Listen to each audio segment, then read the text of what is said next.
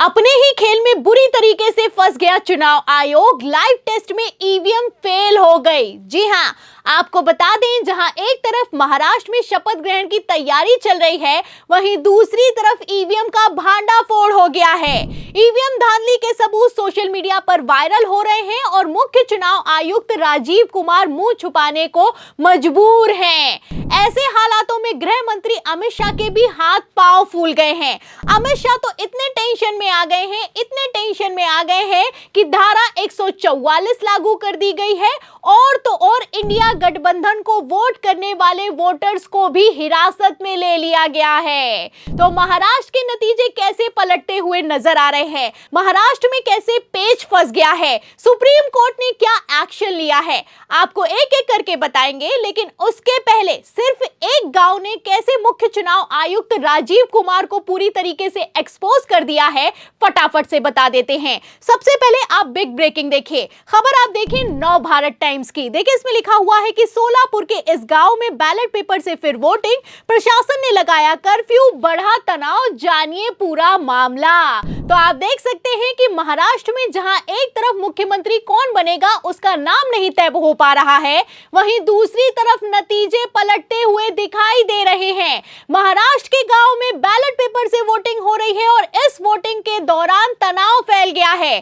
तनाव इस बात को लेकर फैल गया है क्योंकि पुलिस ने वोटर्स को हिरासत में ले लिया है और तो और धारा 144 लगा दी गई है। अब ऐसे में आप समझ सकते हैं कि कैसे गृह मंत्री अमित शाह भारी टेंशन में आ गए हैं। आपको बता दें, सोलापुर का एक गांव है जहां पर शरद पवार के कैंडिडेट उत्तम राव जानकर को 843 वोट मिले, वहीं भारतीय जनता पार्टी के 7 पुते को 1003 वोट मिले हैं। अब इसी को लेकर गांव वाले नाराज हैं, पब्लिक नाराज है और पब्लिक ने ईवीएम के वोटों को खारिज कर दिया है।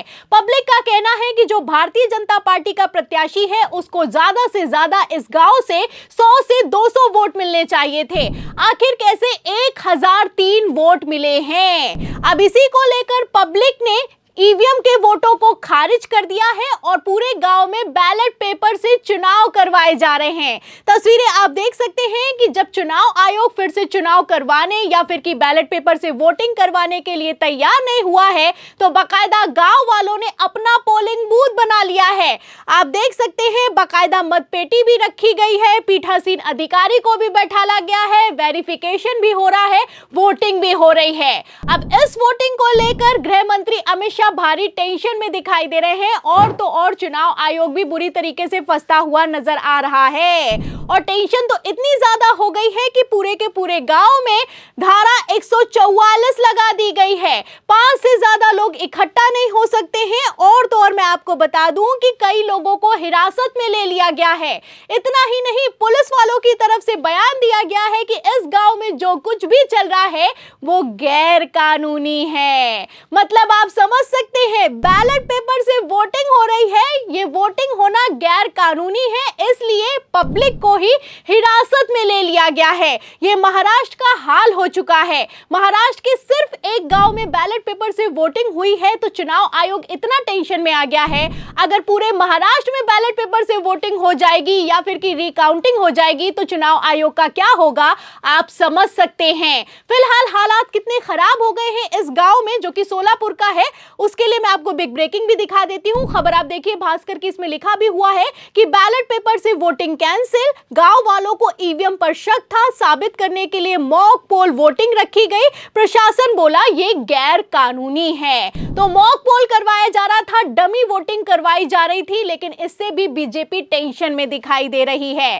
फिलहाल जहां महाराष्ट्र की अगर बात की जाए तो महाराष्ट्र में हरियाणा विधानसभा चुनावों का पानी भी सिर से ऊपर निकलता हुआ दिखाई दे रहा है। महाराष्ट्र चुनावों के जो नतीजे निकलकर सामने आए हैं उसको इंडिया गठबंधन स्वीकार करने के लिए तैयार नहीं है, वहीं दूसरी तरफ चुनाव आयोग भी किसी तरह का जवाब देने के लिए तैयार नहीं है।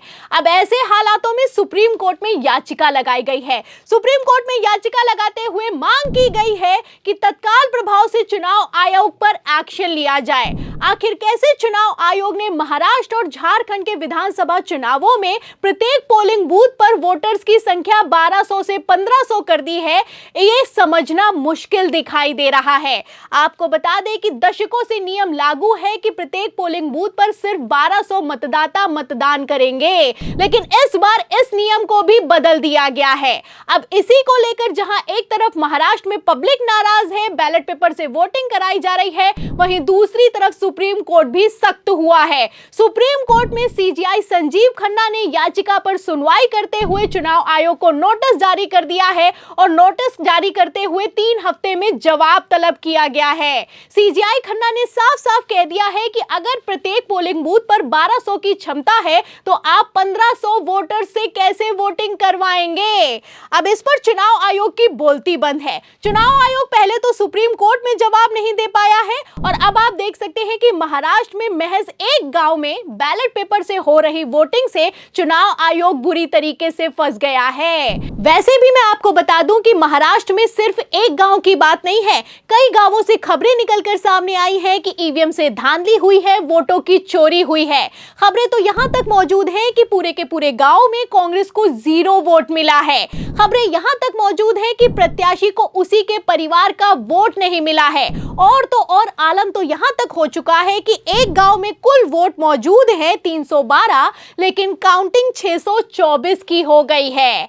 अब ऐसे हालातों में आप समझ सकते हैं कि कैसे चुनाव आयोग बुरी तरीके से फंसता हुआ नजर आ रहा है। फिलहाल मैं आपको बता दूं कि महाराष्ट्र के चुनावों में 11 उम्मीदवारों ने लगभग 66 लाख रुपए चुनाव आयोग को जमा कर दिया है और रीकाउंटिंग की डिमांड की है, लेकिन चुनाव आयोग है कि रीकाउंटिंग के लिए तैयार नहीं है। चुनाव आयोग का कहना है कि हम रीकाउंटिंग नहीं करेंगे और रीकाउंटिंग तो तभी होगी जब हमें कोर्ट आदेश देगा। खबर भी मौजूद है, खबर में आप देख सकते हैं इसमें साफ लिखा हुआ है कि no counting of VVPAT slips will be do so only if court order says EC. तो चुनाव आयोग ने साफ साफ कह दिया है कि जब तक हमें कोर्ट ऑर्डर नहीं करेगा तब तक हम वीवीपैट की स्लिप्स की काउंटिंग ना करेंगे और ना ही महाराष्ट्र के चुनावों में किसी भी सीट पर रीकाउंटिंग होगी। फिलहाल पेच फंस गया है। आप देख सकते हैं कि कैसे सोलापुर के एक गांव ने चुनाव आयोग को पूरी तरीके से एक्सपोज कर दिया है। अब ऐसे हालातों में अगर रीकाउंटिंग होगी तो चुनाव आयोग का क्या होगा आप समझ सकते हैं। तो क्या आपको लगता है कि महाराष्ट्र के चुनावों में कोर्ट ऐसा ऑर्डर देगा कि फिर से रीकाउंटिंग हो, और अगर रीकाउंटिंग होगी तो क्या मुख्य चुनाव आयुक्त अपने पद से इस्तीफा देंगे? इस सवाल के जवाब में इस पूरी खबर पर, महाराष्ट्र के चुनावों पर आपको क्या लगता है? दाल में कुछ काला है या फिर की पूरी दाल ही काली है? आप जो भी सोचते हैं हमें कमेंट बॉक्स में जरूर लिखें। वीडियो को ज्यादा से ज्यादा शेयर करें, हमारे चैनल को लाइक करें, सब्सक्राइब करें, ज्वाइन करें। फिर मिलते हैं अगली खबर के साथ, तब तक के लिए धन्यवाद।